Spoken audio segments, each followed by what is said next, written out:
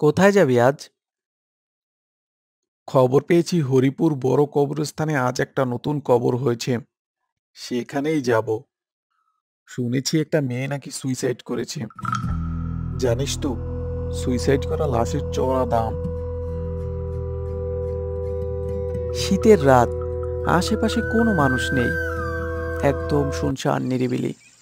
অন্যদিন ঘাটে অনেক মানুষ না থাকলেও কিছু মাঝি থাকে, কিন্তু আজ কেউ নেই। দেখলাম ঘাটে আরো 2-3টা নৌকা বাঁধা আছে, গ্রামের জেলেদের নৌকা। দিনের বেলায় মাছ ধরে এই পাশের নদীতে। জানুয়ারি মাসের 18 তারিখ। বলার অপেক্ষা রাখে না যে এখন শীতকাল। ডিসেম্বরের হাড় কাঁপানো শীতের তীব্রতা এখন একটু কমেছে, কিন্তু তারপরেও যা শীত পড়ে, যথেষ্ট। সূর্যি মামার দেখা পেতে পেতে সকাল গড়িয়ে দুপুর হয়ে যায়। কোনো রকমে একটু দেখা দিয়ে দুপুর গড়াতেই তার তীব্রতা শেষ। অনেকটা আমাদের মোবাইলের নেটওয়ার্কের মতো, এই আসলো তো এই গেল। দুপুর গড়িয়ে এখন বিকাল 5টা বাজে। আকাশের পাখিরা ছুটে চলছে আপন নীড়ের পানে। আমি ভাই বেকার মানুষ, আমার কোনো কাজ নেই। সারাদিন খাওয়া, ঘুম আর আড্ডা। ও সাথে আমার বাবার বকাঝকা তো আছেই। মা আছে বলেই এখনো আড্ডা দেওয়ার সুযোগ পাচ্ছি। বাবার হাত থেকে বাঁচাতে মাই বড় ভূমিকা পালন করে। বাবারই বা দোষ কোথায় বলুন? এত বয়স হয়ে গেছে, এখনো কত পরিশ্রম করেন। পড়াশোনা করালেন আমাকে, একটা চাকুরি করব সেই আশায়। কিন্তু এখন যে দিনকাল পড়েছে, তাতে করে মামা খালুর জোর না থাকলে চাকরি নামের সোনার হরিণের দেখা পাওয়া ভারী মুশকিল। শুধু মুশকিলই না, অসম্ভবও বটে। এই মানিক, মানিক, এইদিকে আয়, শুনে যা। এখন ওর কাছে গেলেই শুরু করে দিবে আজাইরা জ্ঞান দেওয়া। নিজে তো কিছু করেই না, বাবার টাকায় ফুটানি করে আর সারাদিন অন্য মানুষদের জ্ঞান দেয়। কি রে, ভূত দেখছিস নাকি? দাঁড়িয়ে আছিস কেন? জি ভাই, বলেন। এই টই টই করে ঘুরে বেড়াবি আর কতদিন? চাকরি বাকরি কিছু হলো? চেষ্টা করছি ভাই। কি চেষ্টা করিস শুনি? সারাদিন তো ঘুরেই বেড়াস। আমাকে দেখ, কত পরিশ্রম করি। পরিশ্রম করো না ছাই। বাবা সুদে টাকা দেয় মানুষকে, আর সেই টাকা সময় মতো মানুষদের থেকে জোর করে আদায় করে। এই তার কাজ। কেউ সময় মতো দিতে না পারলে আবার নির্যাতন করে। সে আসছে আমাকে জ্ঞান দিতে। কি রে, তোর উপর কি জিন ভূত আসর করেছে নাকি? ডাক দিলাম, তখনও দাঁড়িয়েছিলি চুপচাপ। এখনো আবার চুপ করে তাকিয়ে আছিস। কি হয়েছে তোর? না ভাই, কিছু না। আপনি তো অনেক পরিশ্রম করেন, সারাদিন কত ব্যস্ত থাকেন। এই যে মানুষের প্রয়োজনে, বিপদে আপদে টাকা দিয়ে সাহায্য করি, এই সময়ে এসে কে এমন করবে শুনি? কেউ করবে না। সব সময় মানুষের উপকার করি। সুদে টাকা দিলে সেইটা মানুষের উপকার হয়? কি রে, কিছু বললি নাকি? হ্যাঁ ভাই, বললাম আপনি আপনি অনেক উপকার করেন মানুষের। আমাদের উপকার কেউ বুঝলো না রে। থাক তাহলে, গেলাম আমি। ফরিদ কাকার বাড়ি যেতে হবে, তার আজকে টাকা দেওয়ার তারিখ পড়েছে। সুদখোরের আবার উপদেশ, মেজাজটাই গরম করে দিল। ধুর। মাথা ঠান্ডা করো মিয়া, চা খাবা? না, খাবো না। চারপাশে সন্ধ্যা নেমে আসলো। উত্তর দিক থেকে মৃদু বাতাস যেন শীতটাকে আরো বাড়িয়ে দিল। রাগে ভিতর থেকে কেমন যেন তাপ বের হতে লাগলো। মাথাটা গরম হয়ে আছে, কিন্তু শরীরে শীত শীত লাগছে। মতিন ভাই, 1 কাপ চা দাও তো। রাগ তাহলে কমেছে তোমার? দাঁড়াও, দিচ্ছি। তাকিয়ে দেখলাম রতন হনহন করে আমার দিকে ছুটে আসছে। কিরে, এমন হনহন করে কোথা থেকে আসলি? আর কাল রাত থেকে তোর ফোন বন্ধ কেন? কোথায় ছিলি? সে অনেক কাহিনী ঘটে গেছে, সব তোকে বলবো। চল। আরে দাঁড়া, চা খেয়ে যাই। আরে চা খাওয়ার সময় নেই, চল তাড়াতাড়ি। আরে ভাই, চা অর্ডার দিয়ে ফেলেছি, এখন না খেলেও তো টাকা দিতে হবে। দেখলাম রতন পকেট থেকে 500 টাকার একটা করকরে নতুন নোট বের করে দিল। আমি তো অবাক। সারাদিনে যেখানে 10 টাকা চোখে দেখি না দুজনের কেউই, সেখানে রতন 500 টাকার নোট পেল কোথায়? তাও আবার একদম নতুন। রতন ভাই, এত বড় নোট তো ভাঙতেই হবে না। আচ্ছা, এখন রেখে দে, আবার যখন খেতে আসবো তখন কেটে নিস। রতনের কথা শুনে আমি থ হয়ে গেলাম। যেখানে 1 টাকা দোকানে বেশি রেখে যাওয়ার মানুষ না রতন, সেখানে 500 টাকা দিয়ে যাচ্ছে, ব্যাপারটা কেমন যেন খটকা লাগলো আমার।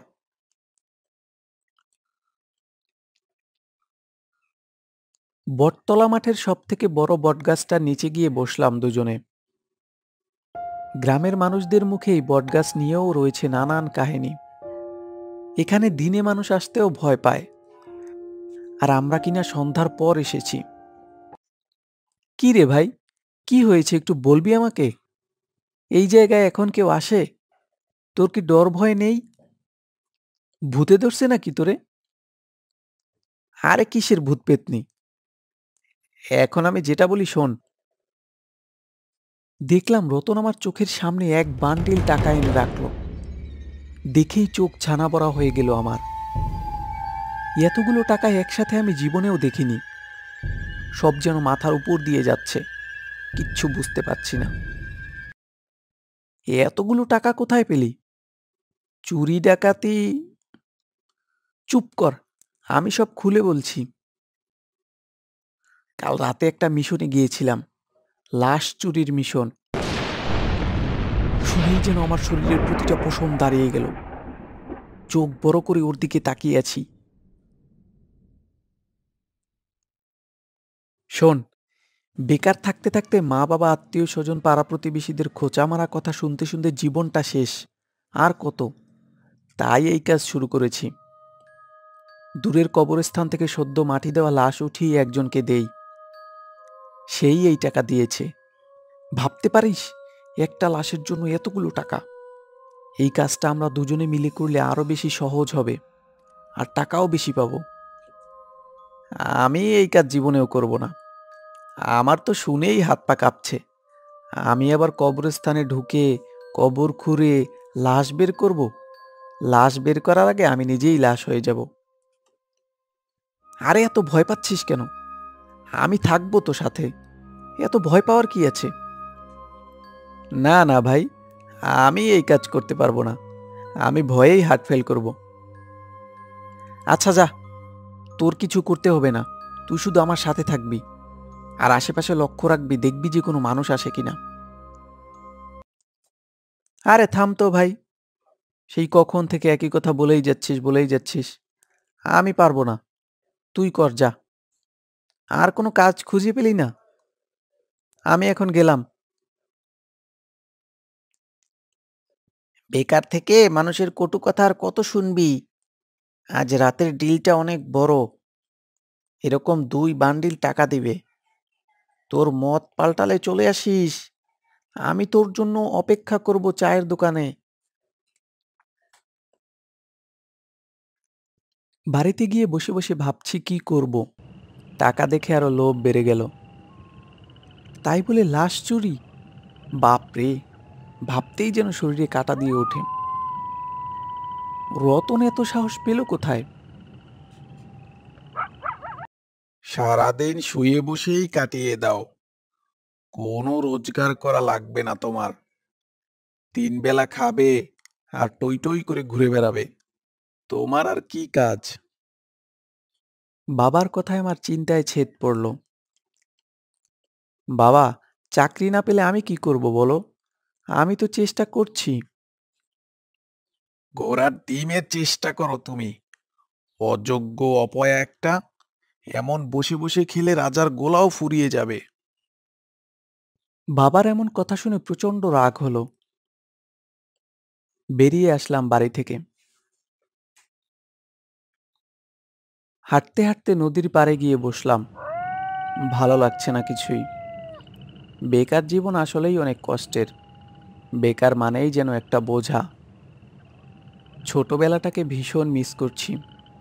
সবাই কত আদর করত, আর এখন বড় হয়ে সবার চোখে পর হয়ে গেলাম। অনেকক্ষণ চিন্তা ভাবনা করে দেখলাম এছাড়া আর কোনো উপায় নেই। যাই, রতনের কথা মতোই কাজ করি।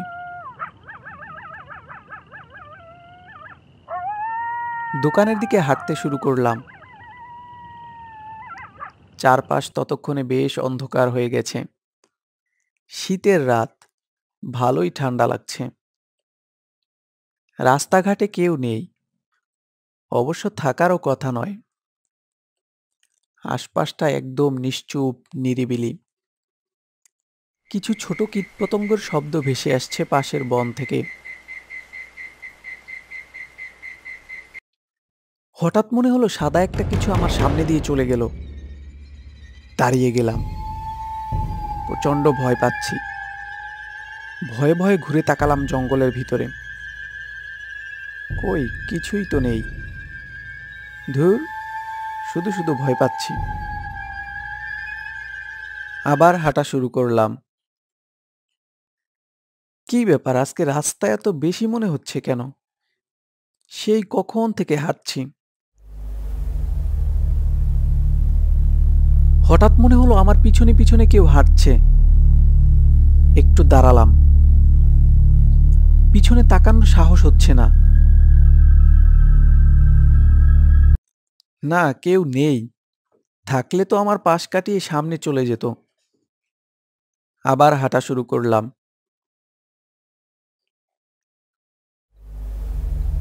মনে হলো সত্যিই আমার পিছনে কেউ আসছে। আমার বুক কাঁপতে শুরু করলো। ভয়ে যেন শরীরের লোম দাঁড়িয়ে গেল। কি আছে, আমাকে দেখতেই হবে। মুরব্বীদের মুখে শুনেছি রাতে এমন কিছু হলে পিছনে তাকাতে নেই। তবুও হঠাৎ করে পিছনে ফিরে তাকালাম, কিন্তু কেউ নেই। চারপাশে শুধু অন্ধকার আর অন্ধকার। ভয়ে আমার হাত পা কাঁপতে শুরু করলো। আর কিছু না ভেবেই দৌড়াতে শুরু করলাম। ছুটতে লাগলাম প্রাণপণে। দৌড়াতে দৌড়াতে সেই দোকানের কাছে আসতেই অজ্ঞান হয়ে গেলাম। কিছুক্ষণ পর আমার জ্ঞান ফিরে আসলো। চোখ খুলে দেখি রতন আমার সামনেই বসে আছে। কি রে ভাই, কি হয়েছে তোর? সেই কখন থেকে বসে বসে ঘুমাচ্ছিস? কতবার ডাকলাম তোকে, কে শোনে কার ডাক? তুই তো মরার মতো ঘুমাচ্ছিস। কি হয়েছে, ভয় পেয়েছিস নাকি? এখন যদি ওকে সব বলি তাহলে ভাববে আমি ভীতু আর সবকিছু বানিয়ে বানিয়ে বলছি। না, এখন ওকে কিছু বলা যাবে না। এখন আমার টাকার দরকার। কি রে, চুপ করে আছিস কেন? কি হয়েছে?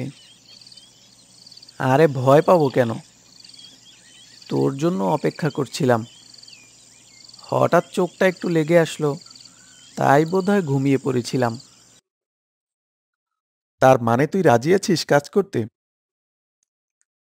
হ্যাঁ, এখন চল, যাওয়া যাক। রাস্তা দিয়ে যাব না, ঘাটে নৌকা রেখে এসেছি। চল, নৌকা দিয়ে যাব। কোথায় যাবি আজ?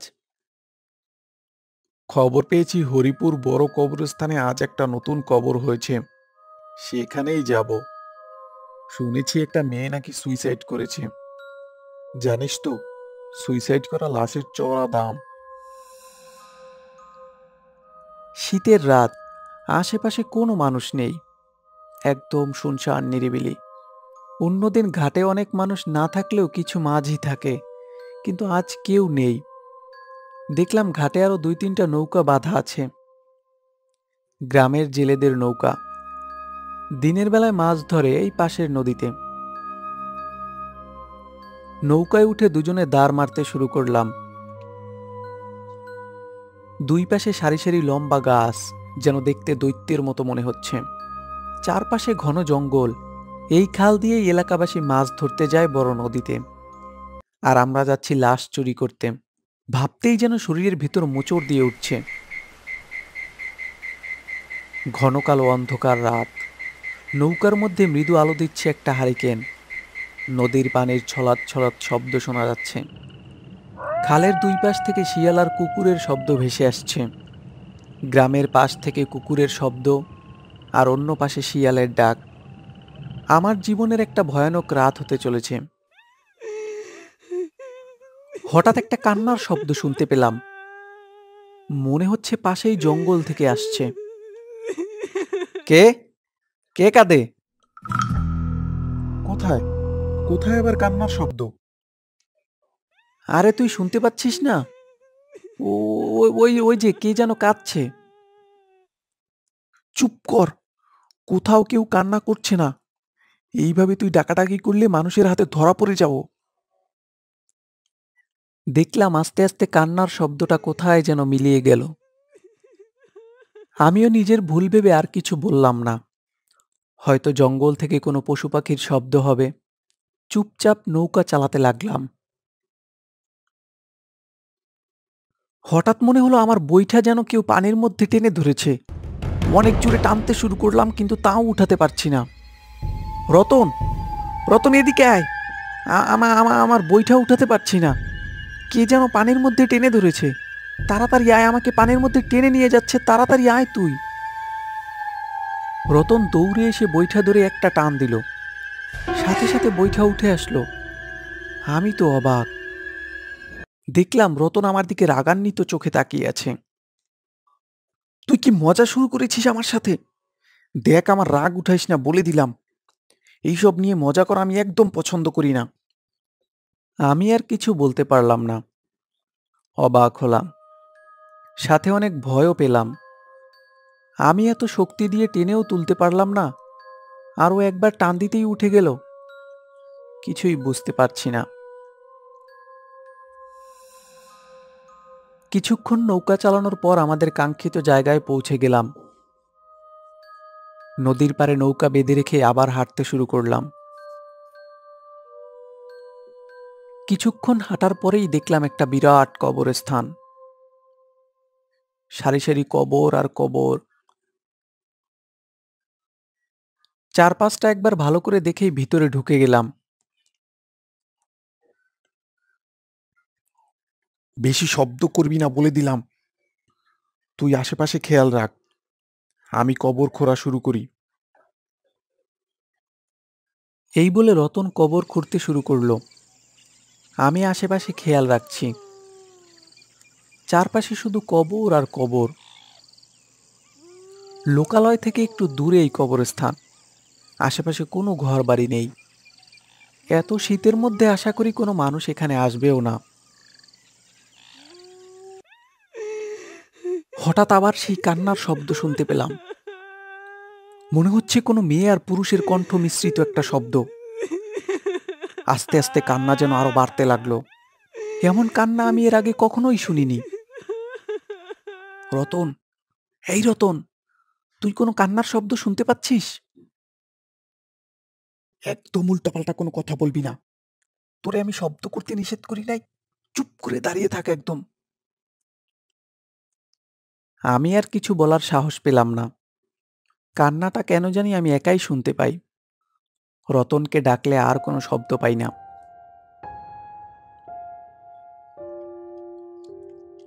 আরো কিছুক্ষণ কবর খোঁড়ার পর রতন বলল, তুই একটু খোর, অনেক ক্লান্ত হয়ে গেছি আমি। কোদাল দিয়ে কবর খুঁড়তে শুরু করলাম। এতদিন কবর খুঁড়েছি মৃত মানুষকে মাটি দেওয়ার জন্য, আর আজ খুঁড়ছি মৃত মানুষকে উঠানোর জন্য। হায় রে কপাল! টাকার জন্য কত নিকৃষ্ট কাজ করতে হচ্ছে আজ আমাকে। ভয় বাদ দিয়ে এখন নিজের উপর অনেক ঘৃণা লাগছে।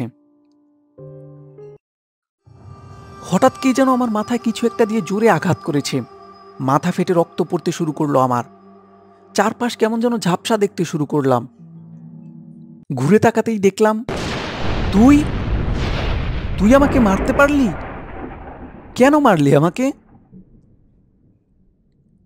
আর কিছু বলতে পারল না আবির। মৃত্যুর কোলে ঢলে পড়ল।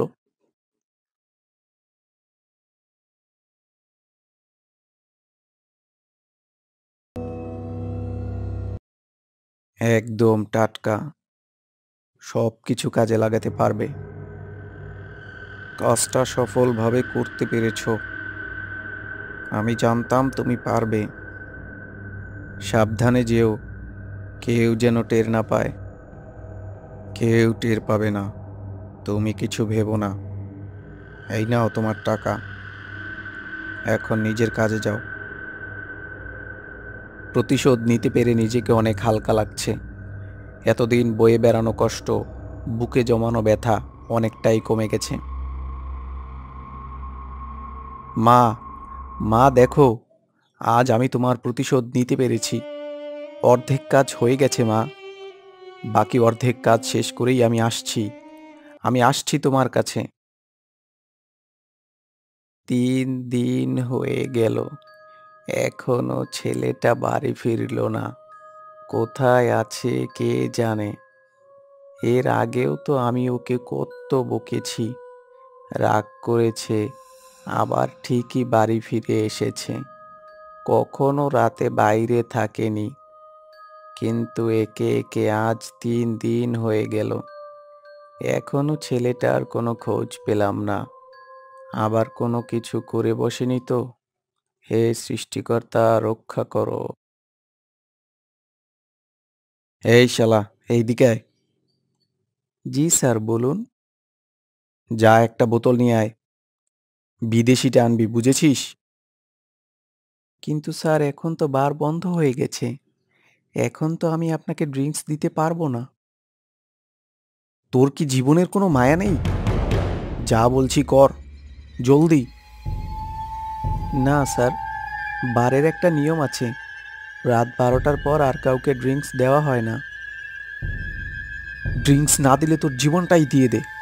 শালা, আমার সামনে ডায়লগ মারা হচ্ছে।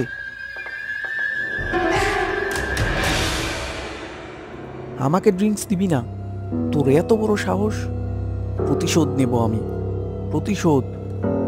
বাকি আছে আর একজন, ওকেও আমি ছাড়বো না। হা হা হা হা হা হা। চাচা, আসসালামু আলাইকুম। কেমন আছেন? আলহামদুলিল্লাহ বাবা, ভালো আছি। তুমি কেমন আছো? আমি ভালো আছি চাচা। মানিক ভাই কি শহরে গেছে নাকি? 3-4 দিন হলো দেখি না, দোকানেও আসে না। সেটাই তো বুঝতে পারছি না বাবা, কোথায় যে গেল ছেলেটা। কি বলেন চাচা? মানিক ভাই তো এমন মানুষ না, কিছু হয়েছে নাকি? সেদিন ওকে একটু বকাবকি করেছিলাম, চাকরি বাকরি কিছু করে না, এই জন্য। হয়তো একটু বেশি বলে ফেলেছি, রাগ করে রাতেই বাড়ি থেকে বেরিয়ে গেল। আজ 4 দিন হলো কোনো খবর নেই। মানিক তো কখনো আমার উপর এতটা রেগে থাকে না। কোথায় যে গেল কে জানে। নাকি আবার কোনো বিপদ আপদ হলো। দোয়া করেন চাচা যেন কোনো বিপদ না হয়। ওর বন্ধুর বাড়িতে খোঁজ নিয়েছেন? ওর আবার বন্ধু কে? আমি তো ওর কোনো বন্ধুকে চিনি না। কখনো আমাকে বলেওনি যে ওর কোনো বন্ধু আছে। আমিও চিনি না চাচা। তবে গত 3-4 মাস ধরে দেখলাম দুজন একসাথে আমার দোকানে আসে, আড্ডা দেয়, চা খায়, আবার চলে যায়। কি বলিস? আমি তো ওর কোনো বন্ধুর সম্পর্কে জানি না। নাম কি জানিস তুই? জানি চাচা, রতন নাম। মানিক ভাইকে সবসময় এই নামেই ডাকতে শুনেছি। রতন? এই নামে তো কাউকে চিনি না বাবা। আমাদের গ্রামের নাকি অন্য গ্রামের? ওর বাবার নাম জানো? না চাচা, আমি রতন ভাইকে আমাদের গ্রামে কখনো দেখিনি, আর ওনার বাবার নামও আমি জানি না। আমাদের গ্রামে বাড়ি না, তাহলে দুজন বন্ধু হলো কিভাবে? সত্যি করে বল তো, তুই কিছু জানিস নাকি? আমার ছেলে কোথায়? সত্যি করে বল। চাচা, আপনি আমাকে শুধু শুধু দোষ দিচ্ছেন কেন? আমি তো কিছু জানি না। গত 4 দিন আগে আমার দোকান থেকে দুজন একসাথে ওই বটতলা মাঠের দিকে গেল। কিছু একটা হয়েছিল হয়তো। রতন ভাইকে দেখলাম কিছু একটা বলার জন্য মানিক ভাইকে তাড়াতাড়ি ওই বটতলা মাঠের দিকে নিয়ে গেল। আমাকে 500 টাকাও দিয়ে গেল। ও, তার মানে টাকা খেয়ে এখন তুই চুপ করে আছিস? আমার ছেলের কি করেছিস বল। আমার ছেলের যদি কিছু হয়, আমি তোদের কাউকে ছাড়বো না। দেখে নিস, কাউকে ছাড়বো না আমি। আরে চাচা, আপনি আমাকে ভুল বুঝছেন কেন? আমি কিছু জানি না, সত্যি বলছি, আমি কিছু করিনি। 7 দিন পার হয়ে গেল, এখনো মানিকের কোনো খোঁজ পায়নি তার বাবা। চিন্তায় চিন্তায় একদম শুকিয়ে গেছেন। খাওয়া দাওয়া একেবারেই বন্ধ। ছেলের জন্য কাঁদতে কাঁদতে চোখের নিচে কালো দাগ পড়ে গেছে। হঠাৎ একটা কালো ছায়ামূর্তি দেখতে পেল। মনে হচ্ছে ঘরের মধ্যে কেউ আছে। কে? কে আছে ওখানে? একদম চুপচাপ, কেউ নেই ঘরের মধ্যে। ঘরটা কেমন যেন লাগছে, অন্য দিনের তুলনায় অনেক নীরব, নিস্তব্ধ। চোখটা লেগে আসলো আস্তে আস্তে। কিছুক্ষণ পর হঠাৎ একটা শব্দে ঘুম ভেঙে গেল। চোখ খুলে সামনে তাকাতেই দেখে রতন দাঁড়িয়ে আছে। চোখ দুটো রাগে লাল হয়ে আছে, মনে হচ্ছে এখনই গিলে খাবে। কবির, তুই তুই এখানে আসলি কিভাবে? কেমন করে খুঁজে পেলি আমাকে? মরার আগে আমার চেহারাটা ভালো করে দেখে নে, দেখে নে আমাকে। আমাকে আমাকে মারিস না। আমি আমি ভুল করেছি, আমাকে মারিস না। ক্ষমা কর আমাকে। হ্যাঁ, ভুল করেছিস, অনেক বড় ভুল। এখন তার শাস্তি পাবি। তোর ছেলে মানিকের কাছে পাঠাবো তোকে। মরার জন্য তৈরি হ বুড়ো। আমার মানিককে মেরে ফেলেছিস তুই? কেন মারলি ওকে? ও তো কোনো দোষ করেনি। শ্শ্, একদম শব্দ করবি না। আজই তোর শেষ দিন। আজ আমার মায়ের আত্মা শান্তি পাবে। এই দিনটার জন্য আমি কত অপেক্ষা করেছি জানিস? আমাকে মারিস না। আমি আমি তোর জন্মদাতা বাবা। জন্ম দিলেই বাবা হওয়া যায় না, চায় না বাবা হওয়া। বাবা হওয়া এত সহজ না। বলেই এক কোপ দিয়ে তার বাবার ঘাড় থেকে মাথাটা আলাদা করে ফেলে। রক্তে সমস্ত ঘর লাল হয়ে যায়। মৃত্যুবরণ করে তার বাবা। তোমার হয়ে আমি প্রতিশোধ নিয়েছি মা। তোমার প্রতি যে অন্যায় করা হয়েছে আমি তার প্রতিশোধ নিয়েছি। হা হা হা হা হা হা হা। কিরে, খবর কিছু শুনেছিস? হ্যাঁ ভাই, শুনেছি। কি যে হচ্ছে কিছুই বুঝতে পারছি না। কিছুদিন আগে মানিক উধাও হয়ে গেল। বেঁচে আছে কিনা মরে গেছে কে জানে। জীবিত থাকলে তো এতদিন দেখতে পেতাম, মারা গেলে তো লাশটাও খুঁজে পাওয়ার কথা। গতকাল রাতে আবার ওর বাবাকে কে বা কারা যেন নৃশংসভাবে ছুরি দিয়ে গলা কেটে হত্যা করেছে। আমার জীবনে আমি এমন কিছু দেখিনি ভাই। আমার তো অনেক ভয় করে। সন্ধ্যার আগেই দোকান বন্ধ করে বাড়ি চলে যাই। কখন কোন বিপদ আবার চলে আসে কে জানে। আমার কি মনে হয় জানেন ভাই? তোর আবার কি মনে হয় শুনি? আমার মনে হচ্ছে মানিক ভাইয়ের বন্ধু রতন এর সাথে জড়িত। মানিক ভাই উধাও হয়ে যাওয়ার পর থেকে রতন ভাইকে আর কখনো আমার দোকানে দেখিনি। এই রতন আবার কে রে? মানিক ভাইয়ের বন্ধু। জানি না কোন গ্রামে থাকে, তবে গত 3-4 মাস ধরে দেখতাম দুজনেই আমার দোকানে আসে, চা খায়, বসে বসে আড্ডা দেয়। মানিক ভাই উধাও হওয়ার আগের দিন রাতে আমার দোকান থেকে দুজনে একসাথেই বেরিয়ে গেল। এখন তোর মুখটা একটু বন্ধ কর, না হলে তুই নিজেই ফেঁসে যাবি, বুঝেছিস?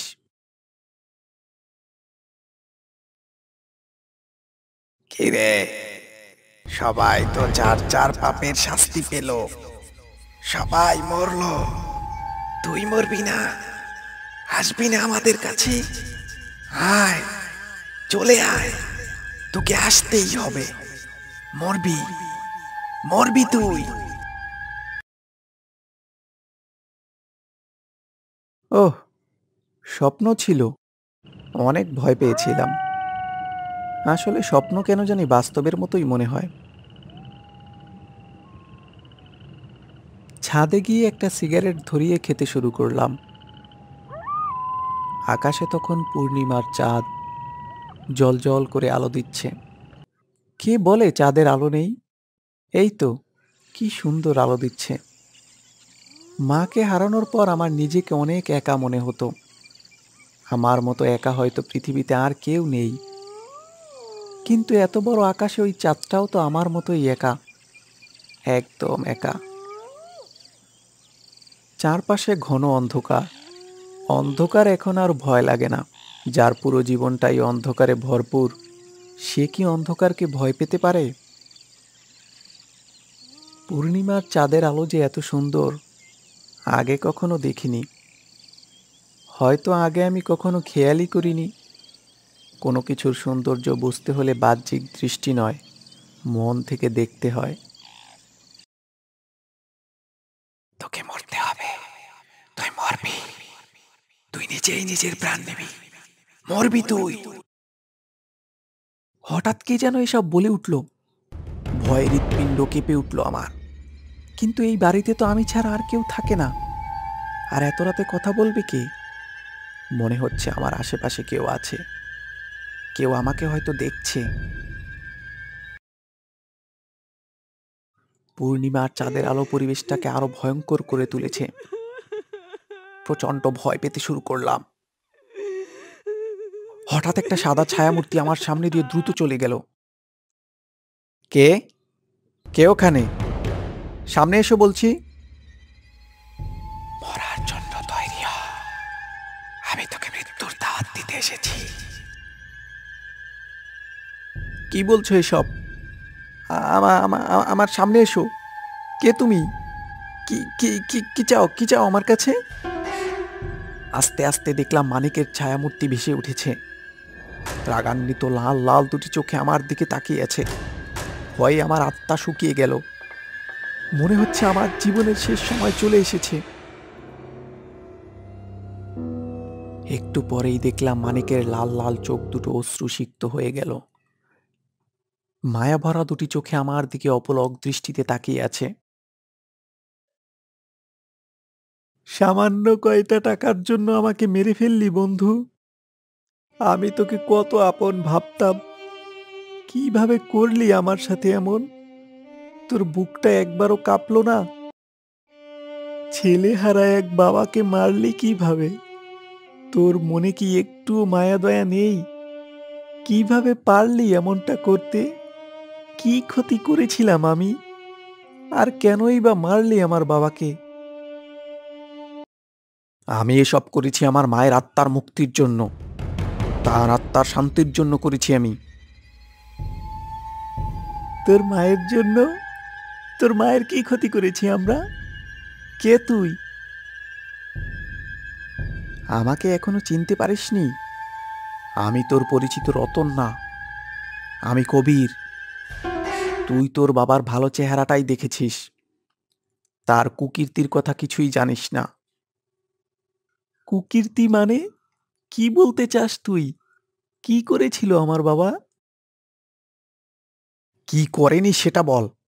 তোর মাকে বিয়ে করার আগে আমার মাকে বিয়ে করেছিল। বিয়ের 2 বছর পর আমার জন্ম হলো।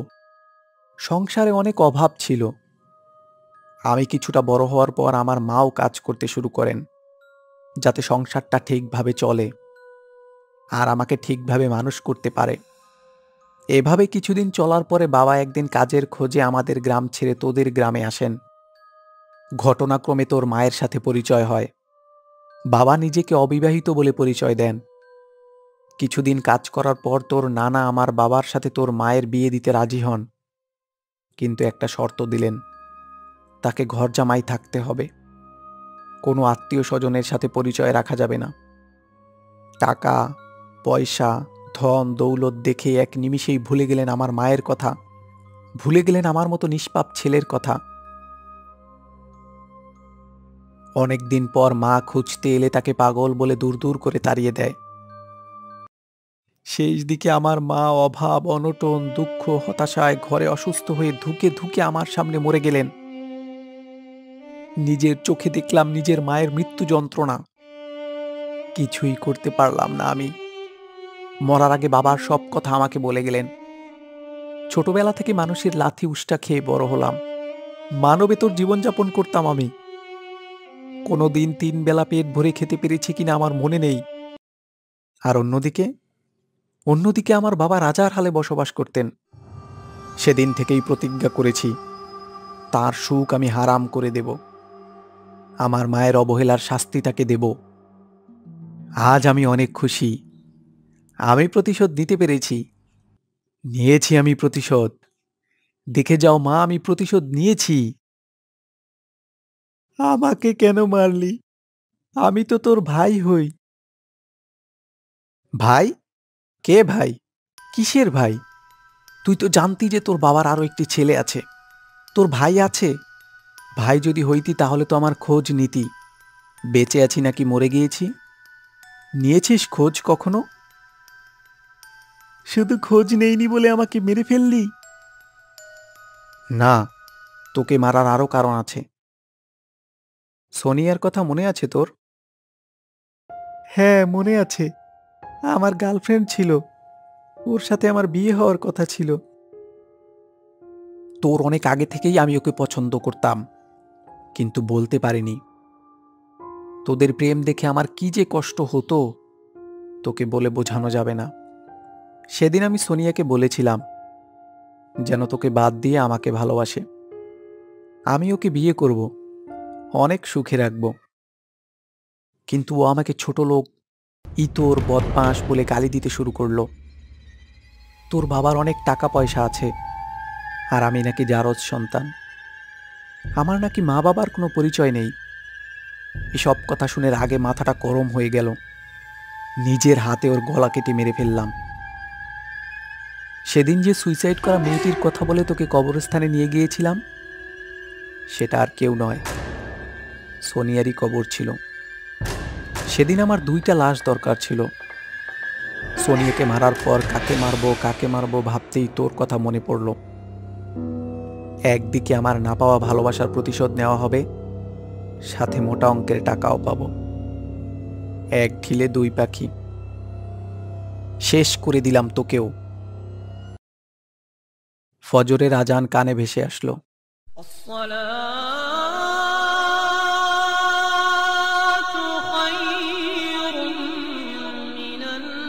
তাকিয়ে দেখলাম অশ্রুসিক্ত মানিকের অবয়বটি আস্তে আস্তে কোথায় যেন মিলিয়ে গেল। চারপাশে কোনো শব্দ নেই, একদম শুনশান নিরিবিলি। মনে হচ্ছে এক মুহূর্তের জন্য পুরো পৃথিবীটা নিস্তব্ধ হয়ে গেছে।